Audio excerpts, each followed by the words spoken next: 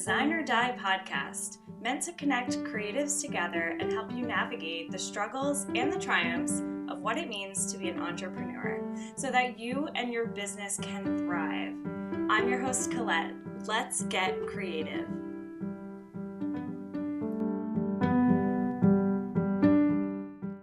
All right, we have Amanda and Rob on the pod today. It is actually St. Patrick's Day, so happy St. Patrick's Day. Happy St. Patrick's Day. Yeah. We've got our green. I see that. Yeah, I'm really lacking today, but that's all right. Hopefully I'll celebrate this weekend. So Amanda and Rob own Just Mystic out of Mystic, Connecticut. So why don't you just talk about your business and how you got started? Sure. Do you want me to kick it off? I'll just basically say how we got started was Rob was looking for a plain Mystic sweatshirt and couldn't seem to locate one. And we happened to be in Newport just visiting and noticed that there's plenty of apparel, featuring the town and all that. And we love a simple design always. And so we kind of started from there, and we both have loved design in the past as far as apparel and interior and all of that. And so Rob kind of went for it. And well, I have a lot of ideas. I think Amanda and I have always had lots of ideas, both individually and kind of together. We've thought about a few. And this one was just a little bit well-timed because we saw a gap in the market as well. Again, because we were in Newport, and we, spent a lot of time in Nantucket or Martha's Vineyard, and you've seen, whether it's kind of like small businesses that succeed in, representing local towns, or big businesses like Vineyard Vines succeed. And so that's kind of where, we saw a great opportunity to represent, the place that we call home. And so it was good timing, and we both kind of have different skill sets that complement each other. I think our entrepreneurial backgrounds and interests and our own experience in different realms of design, just really made it possible for us to quickly kind of prototype an idea and bring it to life. Awesome. So for people not from the Northeast, can you talk about Mystic, Connecticut a little bit more? Talk about like the vibe you get when you're there. I would just basically feel like you're entering like a storybook setting, just very quaint, local, and everybody that walks in here just, really can't believe just how picturesque it is. Just with the water views, the small town feel, the small businesses.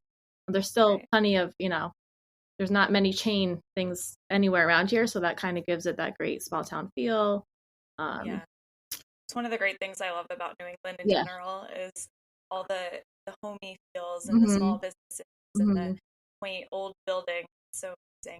So I don't know if this is true. I don't know if you guys are Gilmore Girls fans. I am, but I heard that Stars Hollow is actually based around the downtown Mystic, the gazebo, the little businesses, and the little church. So I don't know if that's true, but I want to look into it more. I know it's based, in Connecticut in general, but I think that was one of the points that was a focus for when we were filming. It's cool. Well, yeah. So I think the town setting is based on a town in Litchfield, Connecticut, but a lot of people come here and will say like, "Oh, this looks like Gilmore Girls." And truly, though, we see Lifetime and Hallmark filming movies here all the time. And so like we've had, multiple celebrities come in the shop over the last year because they're literally filming on set here. So I think really when you're asking like how to describe Mystic, as you could just say, imagine a Lifetime movie, and people would get that. But I think also,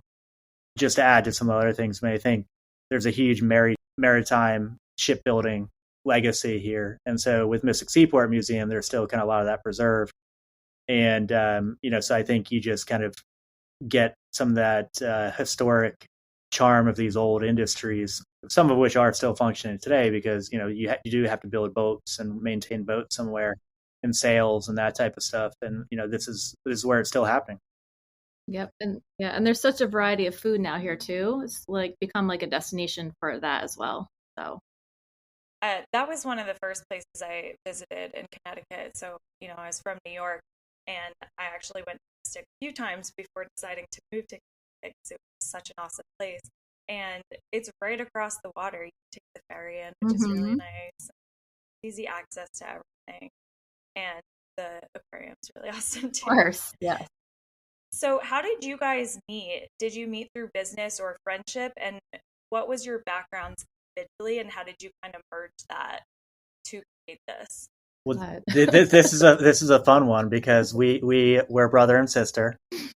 Okay. So that's an easy one. We met. Oh, I didn't know that. Yeah, we met when I was born. At birth. Oh wow! So you've been around a while. Yeah. But yes, but we've always shared like this kind of same interest, like design. So Amanda's had a lot of entrepreneurial kind of passions and, little businesses on the side, selling like, graphic prints and things that, truly like her own art and whatnot. I've kind of taken more of a corporate path, but have been interested in more entrepreneurial things. And so, I think that's kind of where we ultimately merged, was just, our interest in entrepreneurship and design, really. Yeah, kind of always been, fans of design, whether it's been like, more in fashion or interior design. But yeah, so we merged our interests, but we've known each other for my whole life. Numbers so you guys both kind of you both kind of have been in the creative pursuits though your whole life, it sounds like. Yeah. Really cool. Yeah. Like, where did you start with your business? Did you start selling online? When did you find out that you were ready to like open a physical shop? Like, what are the steps you took to get there? Well, we truly started with a tent on the side of the street in Mystic just to see what the interest was. And that's basically how we started. So getting that actually was more difficult than we thought, just getting a permit to do that. So that was where we started. Yeah. Yeah, we started in parallel with pop-up, as Amanda mentioned, and online, because frankly today it's very easy to start an online anything, but to do it well is a different story. But nonetheless, while we could do the online portion, we had the physical portion, the pop-up, but kind of like we recognize that like to really realize the vision we had to have a brick and mortar store. And so that just kind of came down to us building relationships around town and getting lucky with timing and finding a great retail store to actually open that up. So, we still do, of course, drive some of our business through online, but most of it is brick and mortar. And, over time, we'll balance that out a little bit. But, and today, the brick and mortar is where we really enjoy by kind of building the business. And, we can talk more about it, but like we just reopened, and Amanda led, given her background, just led the redesign of the store. Yeah, so I don't think we ever discussed being ready. It just kind of, we have to do, it's a great opportunity and we just wanted to do it. And so, yeah. Yeah, and I think it's important to decide like what's the best route for the business that you're in. So I think having that local store is really important because you're selling local items to people who live there and also tourists. So that's like a great, middle destination where everyone can kind of access it. Right. And I love the customer interaction as well. Like, obviously you don't get that online, but just seeing people face to face is really nice. Yeah. So I guess this is good timing because you just opened back up the shop. So what did you do to it? Like, did you talk about like what it looked like when you bought it? What did you do to it? What does it look like now? And where do you see that going? Basically, when we bought it, it was basically we just kind of, we did our best, but there were not really like real walls. The floors were not redone. They're 40-year-old floors that have been, walked on. Kind of a mess. So honestly, it's a lot of cosmetic, but it made such a big difference. Just clean and simple. Like our slogan is really like clean, classic, and simple. And that's kind of the design we went with as well. Just light wood, white. So we redid the floors, made a cool design featured wall. Yeah, it is night and day to us. And we're also, also sharing space with the Mystic Chamber of Commerce. So that's was integral in the design as well. Yeah. Whalers Inn, so they're a really beautiful kind of luxury boutique hotel across the street from us, and so they actually own the building, and we're grateful to be their tenants here. But yeah, we've done a massive transformation, a big facelift on it. So some of it's aesthetic, but we've also added like very functional things like a really cool dressing room, and which we love. But we also added like a little kids section with toys because it was a toy store, and so we're honoring that legacy. and yeah, it's not totally public yet, but we are adding a little coffee bar as well. Because who doesn't love coffee and tea? Right. Yeah. And shopping while you're doing that. Yes. And we actually, it was so funny. We added 2 cozy chairs, and that is also because people are like, oh my god, the chair, so just funny what people gravitate towards. Right. Just the design element that was great to throw in there. But yeah, so yeah, we just redid the floors, added fresh everything basically. So it looks like a brand new store, which it is. Yeah. I can't wait to come check it out. I saw some pictures that you posted in a little video, but I'm sure in person it's better. It is, yeah. So you said that it was originally a toy store. How long was that there for? Do you know? I keep saying 30 plus years. I mean, it was 30 plus years. I don't know the exact number, but yes. Right. So it's like a staple in the town. Exactly. Yeah. So I like how you incorporated a little bit into that. So people that maybe don't know that the business has changed come there and they're like, they still see what they want to see, but then also get to check you guys out. It's really cool. We literally just had a customer come in with her kids, and the kids were like, oh no more toys. Said, well, actually, look to your left. Yeah, so commercially it works for the business, but yeah, I think this is a town with a lot of history, and so I think it's we're kind of to honor that legacy and celebrate the history is kind of a fun thing that's in keeping with the spirit of the town. Right. And our brand is also about being fun. We don't envision ourselves ever being too serious, and I think having really nice, simple, clean, and classic apparel, and incorporating sometimes just fun graphic design, and then having little kind of elements around toys is just kind of a cool way to keep that fun spirit alive. Yeah, and they're classic toys, and actually the designer of a few of them actually lives in Mystic, so that's awesome. Cool. Keep it a small town. Yeah. So Amanda, you design the shirts, the apparel, and all that yourself. Who's the main vision behind that? It's really a collaboration, honestly, between both of us. Yeah. So where do you draw inspiration from? I know it's about the town, but what are some of your favorite parts? The water, the boats, favorite part about Mystic? Well, I think for me personally, I mean, I draw a lot of inspiration again, kind of from the broader history of New England, and there's a lot of Ivy League influence, and so we kind of use a lot of classic university or college block lettering, which is just inspired by frankly all the universities that have incredible history from this area. But also that aside, we are actively thinking about how do we draw inspiration from the shipbuilding and sailing history from here. And I think as we evolve the business, we'll probably maybe test out some very different designs that are perhaps well suited for a shipwright as a shipbuilder. So you can draw inspiration very directly just from the sailing and shipbuilding history that you have here, but then again, also just kind of from old New England history, universities in particular. Yeah, and I think also it's hard finding between the timeless and staying on trend as well. So I think you're trying to think in both of those design elements. So that's true. And then there's other brands. I think that you don't want to copy. People say mimicry is a form of flattery, but we try not to take that too far. And eventually, we hope people are copying us. But there are some brands out there that are kind of specialize in premium essentials. One of them being ALD, and so I think there's just some really great brands out there that we look at and say there's a way we could learn from them, and we could build that into our own brand and give both the locals and tourists who enjoy our brand something of that kind of nature.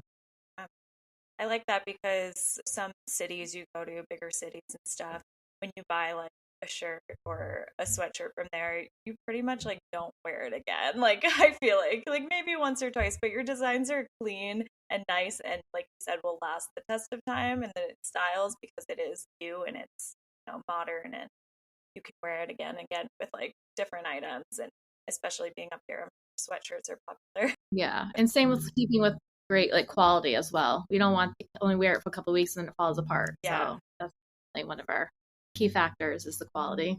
I hear music. Is that you guys or from me? It's probably from us. I just hear the humming of it, so I don't. Yeah.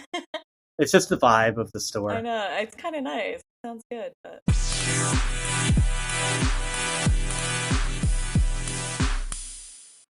You guys know I love to give you all the free tips and business advice so your business can survive and thrive. And to keep that going, I've created a Patreon account where you can become a supporter and get exclusive content, one-on-one business advice, and ask me all the things. So if you'd like to help keep this thing going, go to patreon.com/design or DIY. Thanks so much. What are some of your most popular items that you sell in the store? Without a doubt, just classic Mystic crew neck.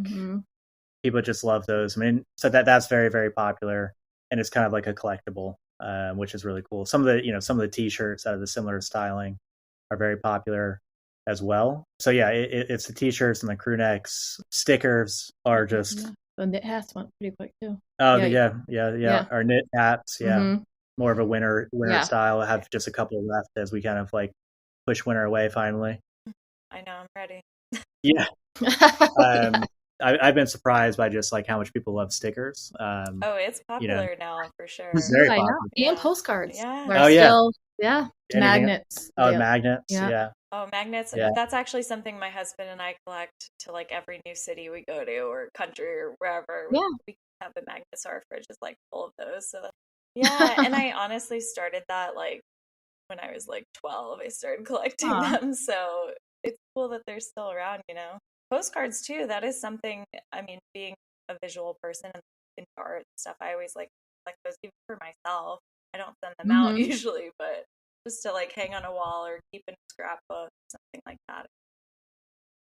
Yeah, we also, I mean, we're very cognizant of, you know, what we merchandise and not like making it kitschy or like having too much. Because again, simple, clean, and classic, that's kind of the brand aesthetic. And so like we do hear people will come in and be like, hey, do you have shot glasses?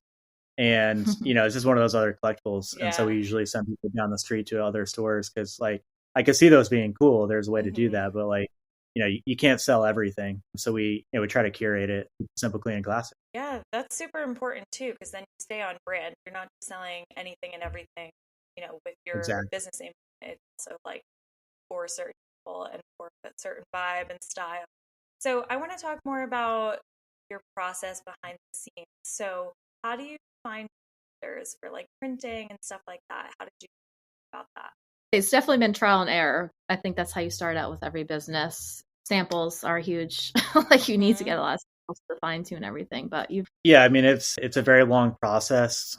Going back to like how businesses can start very easily these days, it's true. Like if you're in the apparel industry, like you can just buy blanks, for instance, and then, you know, do a Google search for different printers. But, you know, the quality of the blanks, the quality of the printers, you don't know what you're going to get. So you have to really have a lot of time built into the process and know it's going to take a long time, and then build relationships with different vendors. And they might be in the US, they might be overseas. I mean, a lot of this is just kind of old school networking. And, you know, I was previously at Nike, so I have a lot of contacts in the manufacturing world that I, you know, have reached out to. Again, kind of like the classic old school networking and finding different vendors to communicate with. And you kind of figure out quickly, like, how well do they communicate? What kind of processes do they have? And you start making samples and, you know, start getting those samples back and you start tweaking them. And so it's a long process, you know, like we haven't fully ironed out our process yet, but it's a work in progress, and it takes a lot of time and thoughtfulness. And some of the items we carry in the store are, you know, local artists, like the ornaments or the candles are actually made in Connecticut. So so we still try to, like, you know, have a balance. Just supporting local businesses, I think, is huge. Yeah. So what other items besides just apparel sell? I mean, I know you have the toy section, sell like other kind of local elements. Yeah, like I just mentioned, candles that are 100% soy. People that actually have one called, you know, Summer, which is like summer in a candle, but everyone like really gravitates towards that one. We have ornaments made by a local pottery artist. Hats, of course. A lot of headwear. Keychains. I'm kind of obsessed with headwear. That guy. I'm not wearing it now since we're doing something here. Being professional. The socks so quickly. Oh, that's right. That's right. The socks are a big seller. Yeah. Do you have like a lot of winter items since you are based in Connecticut? Well, because we literally are pretty entered, this is our first winter, kind of experimented, but now, again, that will probably fine tune that as well. But so we introduced knit hats with pom-poms, without pom-poms, you know, experimenting. So. Yeah. And the corduroy hats too. Yeah, corduroy hats were great for winter. We're basically, we're experimenting a little with different weights of crew necks and hoodies because, some, you want a super heavy weight for the winter time, a lighter one for the summer. With regard to like winter items, yeah, the knit hats, the different styles we had, those went very, very fast. You do like baseball caps too? Yeah. I call them the industry term, dad hats, yeah. I've been getting into those more. I actually just got one with my business name on it, which is cool. Yeah. Nice. But for like spring and summer, it's nice too. Like those are definitely like back in style. I don't know if they ever left, but I don't think they ever did either. Yeah. I've been like stressing about, do we want a 5-panel? Do we want a 6-panel? Do we want, like now I'm getting into like the depths of the crown, going down a lot of rabbit holes. It's a big part of the business. But yeah, other things, just to kind of shout out to another brand too, which is based in Connecticut called Hardin, Hartford Denim Co. We've had them manufacture some leather coasters for us and some like really, really nice leather keychains as well that are embossed with our branding. Those do pretty well too. So again, just kind of incorporating some of the local businesses, but like nicer pieces. Yeah, just kind of seem to go well with everything else that we have. Yep. And I like that you mentioned that. I didn't even think about it, but it's so true. Your style does have like kind of like university style influence. There are a lot of big schools here in Ivy League schools, and a lot of people who live here are college students, or from what I've seen, because I'm closer to Hartford. It's something like when you're past the time of like wanting to wear your college stuff too, like fun to this and like support. Yeah, absolutely. Yeah. What is something you'd love for other small business owners to know when it comes to like starting up an apparel business? Like, what are some things that you figured out along the way that you can share with others who just in the beginning stages? I would just say, you're pretty much working 7 days a week, which is great, but you just have to put the work in, like, to get it going. But it's also fun when you're starting your own business, collaborating with your brother, who are your business partner. It's amazing. As far as like starting, like there's a lot of rabbit holes that you're probably going to go down, but you in the end, hopefully narrow it down. From my perspective, I think you just kind of have to start and you're going to figure it out along the way. And some people are going to have different parts of the business that they stress about more than others. For me, I stressed a lot about finding a good bookkeeper and a good CPA, because obviously like you got to make sure you're on top of the boring back office financial. Yeah, this stuff we don't want to do. Exactly. So for me, like you kind of just like pick like what is the item maybe that's like stressing you out about starting the business, outsource that because maybe that's not what you want to do, get that off your plate so you have the mind share to really focus on what you think you can do super well or what you really love. Right. Yeah. And so we love thinking about new designs and thinking about different materials and, just like what are we going to put in the store, that stuff. And if you can outsource the rest of it. And we also kind of love the marketing element. We do a lot of our own marketing. We also work with a local guy to help that too. But yeah, my advice is just like outsource what you don't love. But still be willing to take on a lot of different hats because you just really don't have on your plate. Always will. Yeah, especially in the beginning too. It's so hard because I have a couple friends that are in the process of starting their own business, and even little things, getting LLC, getting the permits, like you said, from the state, like all of that stuff, like we don't know. I think also finding people that you trust to do the back end stuff for your business. I've had people in the past do social media for me, and like some people, it wasn't really like vibing with my kind of look and style. And so I think having people you trust and sticking with those. Also, I think it just goes a long way to be transparent and open to feedback and just say like, hey, like I'm not the expert in this. You might be. Like we're open to the education. We're learning here. We're trying to grow a business. Tell us what we don't know, and just kind of being very open-minded about that and nice and just kind, because like there's just so much you don't know. If you think you do, then that's where it's hard to start a relationship. Yeah, and just be willing to also support like all the other businesses in town. Like that's also a thing we want to like get across, that we just want to be supportive of everyone in town. Yeah, and see that's local. Yeah, I think you made a good point, like trusting the people in their own field too. When you start hiring out for stuff, that's hard. That's something I have a hard time doing. Like, yeah, but delegating that gives you the freedom and the stress-free environment to like focus on what you do best. Exactly. Yeah. And I think you guys having that background too in the different fields probably learned a little bit in each one along the way to kind of bring you where you are now. Absolutely. Yeah, if you can have a co-founder in a business, I think that's kind of another lesson, which is just it's a nice way to go. It's hard to do this on your own. I mean, you see sole founders here and there, of course, but I think so many companies have co-founders these days, and it obviously introduces some complexities, but I think it can be very complementary. Yeah, and just like bouncing ideas, off each other instead of like, this is good or bad, so I think I love that perspective because I think you guys are the first ones on here that are like a co-team. Like everyone else has been like the sole like person, and it's hard, but I think, opening up to that other element, like having someone go in with you is really awesome.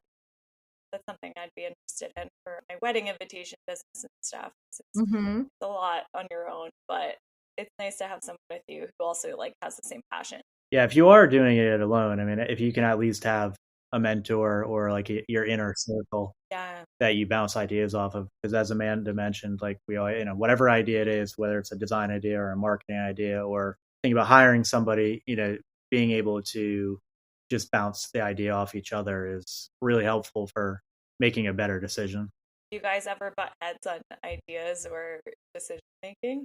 I don't think we haven't yet. I mean, if we kind of come to terms with like, let's try it, like, it can't hurt. Like a lot of it is experimenting. So yeah, I think about it on kind of like I don't know, a spectrum or like a like a survey which says like neutral, agree, strongly agree, to like disagree, to strongly disagree. What's the term you like to use? I'm not going to die in a hill. I'm not going to die in a hill. Yeah, that's what I'll say. I'm like, all right. Yeah. But like, yeah, I often like if there's something that I'm thinking about, I'll be like, I strongly think we should do this. And I'll be like, do you strongly disagree or just disagree? And then you could kind of get to be like, okay, like I really want to die on a hill for this, but you don't. So, but if we're both kind of like neutral on something, then we might just be like, yeah, maybe it's not that great of an idea. Yeah, which happens often. When we talk it through, we're like, maybe that should be like a few months from now or down the road. But like if he's like really feels strongly, then I'm like, yeah, go for it. Like we have nothing to lose at this point, I was gonna say again, it kind of goes back to like trust, trusting the person you're in business with too, and you guys obviously are on the same page. It's really awesome. Yeah, I think experimentation. Going back to the kind of the previous question, just about like or starting a new business, I think you have to be just super willing to experiment, and that's just like a big part of how we operate. Easier to do in a small business, harder to do to become a bigger company, I think. But that's a principle I think we want to keep. Just make sure we always keep that alive, because the more you experiment, the more you learn, and the more I think you just have more fun. And I think also like realizing maybe you don't have all the answers, right? If you come up with an idea and it's not working, or like you said, you both are like on it, like then maybe it's for the best, like to do it. Yeah, and sometimes we will survey other people, that are in the industry, like what are your thoughts on this, which is also very helpful. Yeah, having other people like in the same realm is really helpful to bounce ideas off of, because I mean, doing it alone or even just YouTube, like it's hard to know all of it, like getting outside opinions too. Yeah. So you guys are open, or when are you open to the public? Oh, we're open. You're open? Yeah. Okay. Where are you guys located exactly, if anyone wants to visit? We're at 4 East Main Street in downtown Mystic, Connecticut. So we're basically right on the drawbridge, which you can't miss if you drive through downtown. And across the street from us is the Whalers Inn, which is a big, beautiful hotel. We're right on the river, right on the bridge. And one more thing I wanted to ask too, if you guys are sharing, what is the best way you market your business, being the field that you're in? Instagram. Yeah. Really? So that works for like local too. I'm sure you get a lot of walk-ins too, like passerbys. We do, but we also get locals that follow us and be like, "Oh, I just saw the new shirt that came in." Like we just did a St. Patrick's Day Shamrock Tea. Oh, cool. And we're almost sold out of those, but a lot of our locals. So it's just a great resource. I mean, there's a lot of ways to market. Instagram for sure, I think, is where we've put a lot of our time and energy, because it is kind of fun too. I mean, I think it's just a fun platform. But I mean, we started to put some videos on a YouTube page. We've started, working on email marketing. We'll do some SMS marketing, then LinkedIn a little bit. So, you got all the different platforms, but I think Instagram is just kind of the most fun for us and just makes the most sense as an apparel brand. Yeah, and it covers most of the age brackets as well. Like it's such a broad spectrum of ages on Instagram. So yeah, no, I think you can choose the location and the age bracket, which I think is really cool. And usually for pretty cheap too, even if you just want to get to like a couple thousand or exactly. So what else do you guys see for your future of just continue to grow and fine tune everything that we're doing? We're in a constant evolutionary process, and there's a lot of still low hanging fruit for us to improve. Largely, I think on the just how we're running the store, some like the back office operations, but then also with regard to the product, improving some of our manufacturing, supply chains, getting tighter on all of that. Just essentially like building an even stronger foundation so that we can evolve the business further and hire more employees and really get into doing seasonal drops and having a seasonal calendar of new gear. I don't know if you wanted to share like how many employees you have. Well, we're just starting. We had one, which is great. She was amazing. We can only hire her part-time, so she went for a full-time job, but we're actually interviewing a few more people today. Yeah, so we are just... And truthfully, it's a family business. So our parents have been behind the scenes, like helping out with like very, sometimes our dad will be literally working checkout. He's out there right now doing checkout while we're on it. That's awesome. I love that. We've had them star in some Instagram reels, which have been very popular. That's cute. And our mom does a lot of kind of like backroom inventory, like ironing and folding, which are truly jobs that you need somebody to do. And so I think, so our team is probably, roughly 5 or 6 people, depending on kind of like, who you include in that mix. Yeah, we just have lucked out having them available and be able to help us has been amazing. That's super local. Very, very local. Family run for sure. Business. Yeah. Also thinking like, I guess one other topic we can talk about, which is just kind of giving back. We do that kind of at you could say like big scale and a small scale. At the big scale, we're members of 1% for the Planet. So 1% for the Planet, for people who don't know, was started by Yvon Chouinard, who founded Patagonia.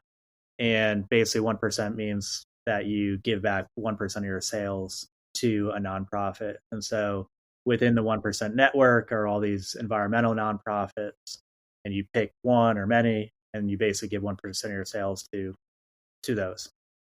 And so, that operates at, really even an international scope. We found a local nonprofit partner in that network called Green Wave, and Green Wave is based in New Haven, Connecticut. And they basically help build ocean farms to farm kelp and some other aquatic species. Yeah, so this was our first year giving 1% of our sales to them, which is, it's important. So we know we're doing something, giving something back. And to a Connecticut nonprofit too, I think. Yeah, so we're super proud of that, and that was kind of a big milestone for us to be able to give back. Yeah, and then even more locally, we support a number of events that happen, especially in the summertime, like artist-related events. So I think just like the whole giving back strategy is super important to us. Yeah, once you get to a place where I think that's really awesome, it's going to like elevate your brand even more and get people to support you. All local. Yeah, and I think we felt also, you have to really, if you have to start this early on, because it gets harder as you build the business. If you haven't already kind of built in like to your financial planning that like, hey, we're going to give some X amount, then it just gets harder to do it later when those amounts become bigger. Yeah, it was actually one of the first things that we did. I feel like that the launching of this, we had that on our website, the 1% for the Planet. So, yeah. And I guess I forgot to ask, when did you guys first start this business? October 9th, 2021. Oh, so you're brand new and you already have a shop. That's amazing. That was the pop-up on the side of the street. Oh, I know. There's been a lot of small businesses popping up post-pandemic, which I think is really awesome. I hope we I know. Yeah. But the location right now, we opened last May 2022. Yeah, so we're coming up actually on our year anniversary of being a true brick and mortar. Exciting. That's really impressive too. Like given this climate. So congrats to you guys. Thank you. Yeah, we're gonna have a big party in May around Memorial Day as well, which would kind of be a celebration of that, and also just like a welcome back summer party. I want to. Oh yeah, we will at the shop. Get that at the date. shop. Yeah, exactly. Okay, cool. Let me know when it is. I'll try to come for it. We might even have a DJ. Might have a pop up tattoo shop. You want a tattoo? Yeah. Then you'll need the shot glasses. Yeah. Then we'll have to. Yeah. That's awesome. Well, thank you guys so much for talking with me today, and let everyone know where they can follow you or see your stuff online. All right. Instagram is at Just Mystic Shop. And then our website is justmystic.com. And LinkedIn is Just Mystic. That's it. And yeah,